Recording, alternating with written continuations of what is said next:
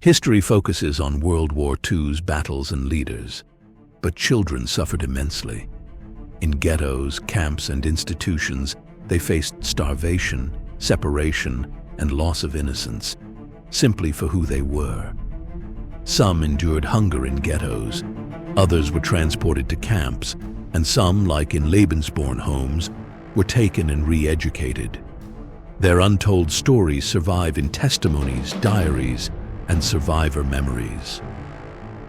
We highlight 3 forgotten landscapes of World War II, not through graphic horror, but daily survival, coal smoke, latrines, tin dishes, sharing potato peels, protecting siblings. Understanding war's true cost requires listening to the silenced voices of children, not just soldiers and leaders.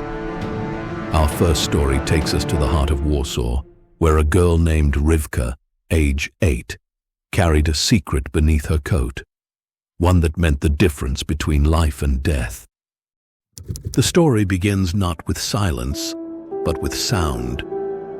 Boots hammering against wooden stairs, a latch rattling open, and the acrid smell of coal smoke mixing with the stench of overflowing latrines.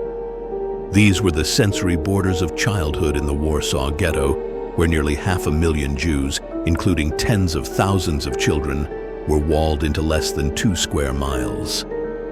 Here, the streets became both playground and prison. Children were not shielded from the collapse of the world. They were thrust into the center of it. With food rations deliberately set at starvation levels, families faced choices no parent should make. Hunger hollowed bellies, and children smaller, quicker, and less likely to be noticed by guards became smugglers. Their tiny bodies slipped through cracks in the wall, squeezed through drains, or wriggled under barbed wire, carrying bread, potatoes, even onion skins in the folds of their coats. The air was thick with coal dust from improvised stoves and the ever-present odor of refuse and sewage, because latrines overflowed in courtyards where too many people crowded into too little space. Children learned to wrinkle their noses, but never escaped the hunger that gnawed harder than any smell. Based on survivor testimonies, we glimpse Rivka, a girl of 8, with eyes too large for her narrow face. One winter morning, she crouched in a corner, clutching a scrap of a potato peel. Her brother, younger by 2 years, stared at her with trembling lips. She could eat it alone and remain hollow, or she could break it in half, handing him survival for 1 more hour. The choice pressed heavier than the brick walls surrounding her. She broke it, half for him, half for her. This moment-to-moment decision whether to share, to hide, or to risk was the rhythm of a child's day. In courtyards, children played games that no longer resembled games. Instead of dolls, they clutched rags. Instead of songs, they mimicked the barking of guards. Instead of laughter, silence often followed the crack of a rifle in the distance. Some children gathered to tell one another stories, fairy tales of forests and rivers they might never see again. For a fleeting hour, imagination served as both shield and weapon. But then came hunger, and cold, and fear. Disease slithered through the ghetto faster than any smuggled food could offset. Typhus, lice, and dysentery all claimed children with merciless speed. Every winter night, carts rolled through the streets, carrying the still bodies of the day's losses. Older children sometimes pulled these carts themselves, the line between survivor and mourner erased. Dawid, 10 years old, remembered the sound of knocking at night. He would bury his head under a pillow, hoping it was only the wind rattling the shutters. But when the knock grew harder, boots, fists, the butt of a rifle, he knew it meant neighbors would be gone by morning.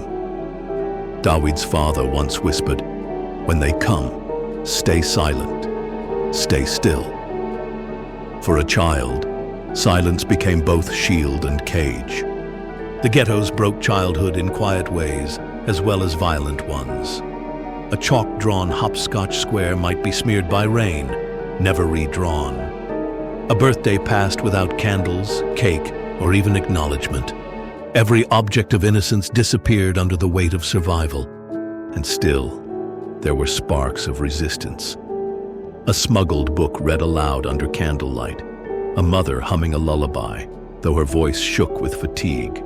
An older child teaching a younger one how to tell the difference between a sympathetic passerby and a waiting informant. Even in the darkest alleys, the instinct to teach, to protect, and to remember remained alive. By the summer of 1942, the word deportation began circulating in whispers. For children, it meant little at first, until they saw the cattle cars, the pushing crowds, the families separated at gunpoint. Deportation was spoken of like a shadow, nameless yet heavy. Parents tried to hide their fear, but children caught it in every hurried whisper, every trembling hand. And then, one morning, the announcement echoed through the ghetto. Entire streets were ordered to gather. Dawood, Rivka, and thousands like them faced the square. In the distance, they saw smoke rising from chimneys outside the walls. They did not yet know the meaning, but they would.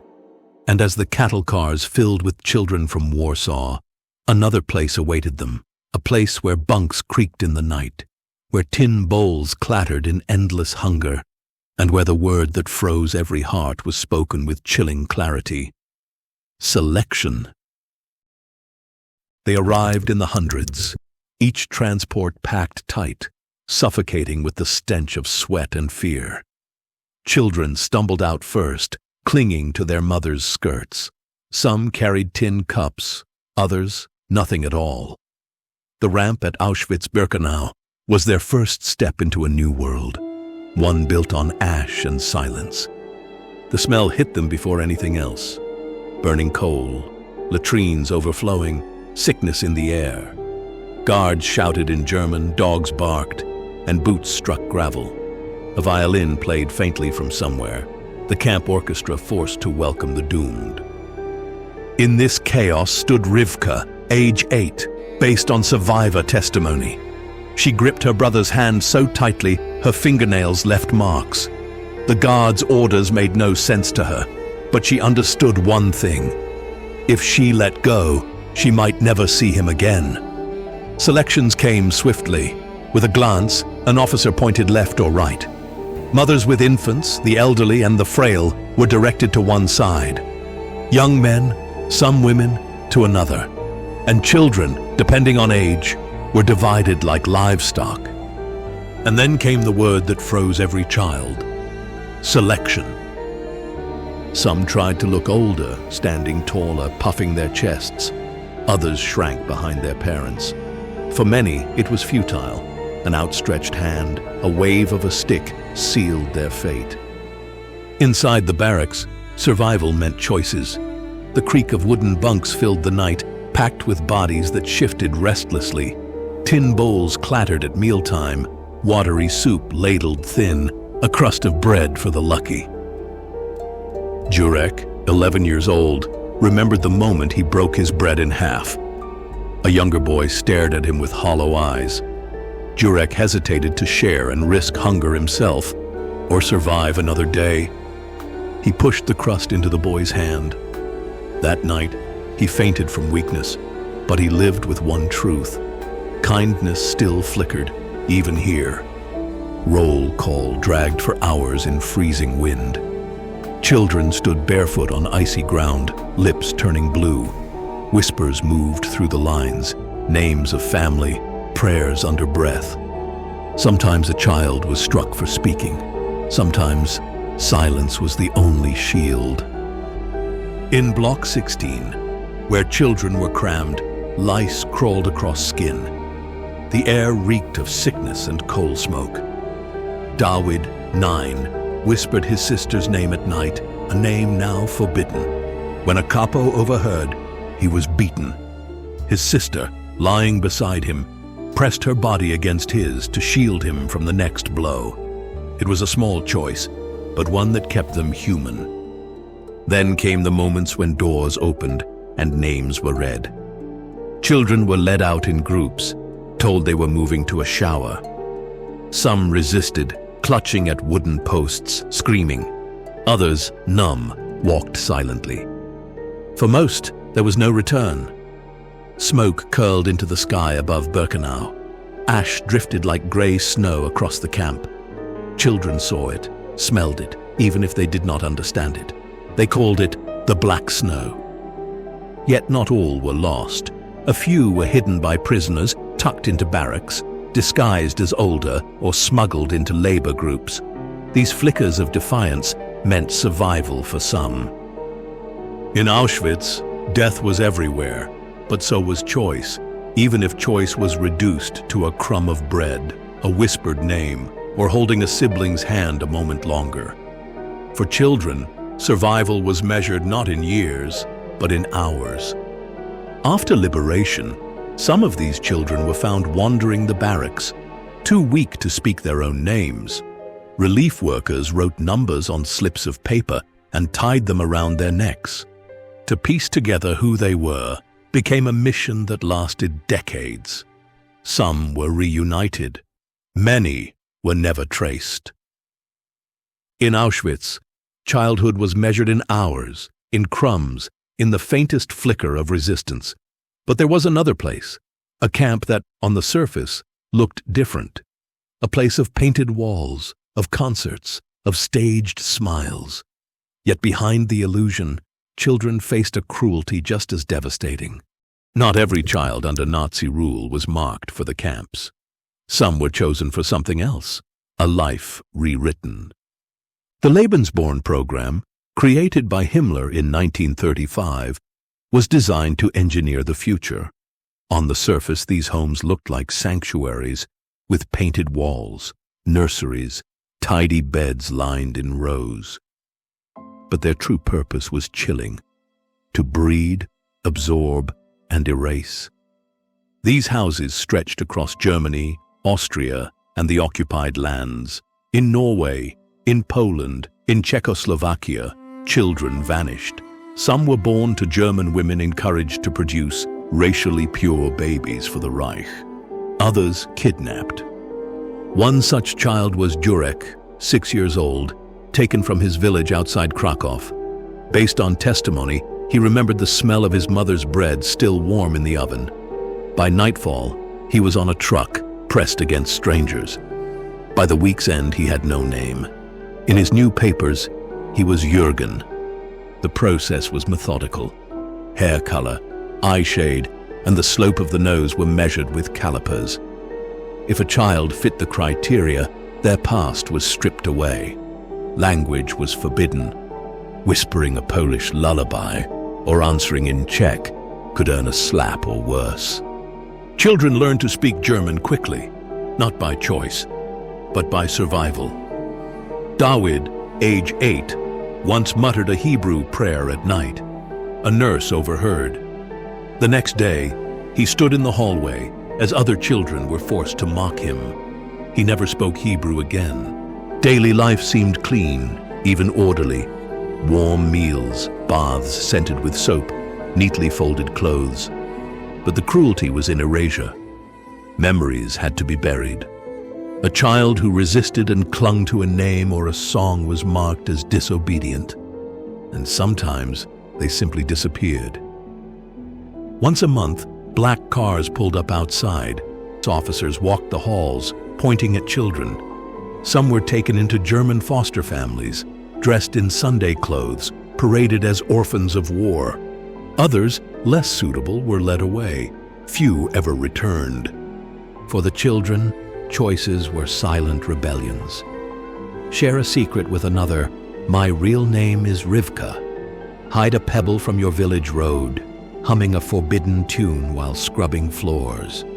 Each act is a flicker of identity against the machine of assimilation. In a home in Bavaria, a girl named Lieselotte hid scraps of Polish words in the margins of her school notebook. When discovered, she was forced to wash floors for weeks, but she whispered them to herself at night. so she would not forget who she was. Some children grew attached to their foster families, not knowing they had been stolen. Others lived in a fog of fear, punished into forgetting. Decades later, many would speak of the moment their mothers' faces grew dim, until they could no longer recall them at all. The Lebensborn homes did not murder the body. They murdered the past. They produced a generation of children who survived, but as strangers to themselves. To live meant to lose.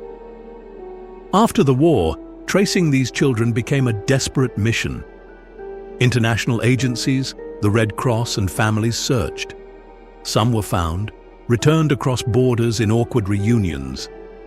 Others refused by then. They knew only their German names, and many were never identified at all. Today, their stories remind us, war does not only kill, it steals. The story of children in Nazi Europe is not only a story of suffering, it is a story of stolen time, stolen identity, and stolen laughter. From the ghettos of Warsaw, where hunger hunted them daily, to the barracks of Auschwitz, where survival itself was a defiance, to the orphanages where memory was stripped from their lips, leaving them strangers to themselves. These were not soldiers. They were not enemies. They were children. And yet, in them, the cruelty of the Reich revealed its deepest truth, that tyranny fears innocence, because innocence cannot be controlled. Like and share this video. The stories shared within it serve as a poignant reminder that war not only claims lives, but also steals childhoods. By remembering these accounts, we are not merely recounting atrocities, but striving to restore dignity to voices that were once silenced.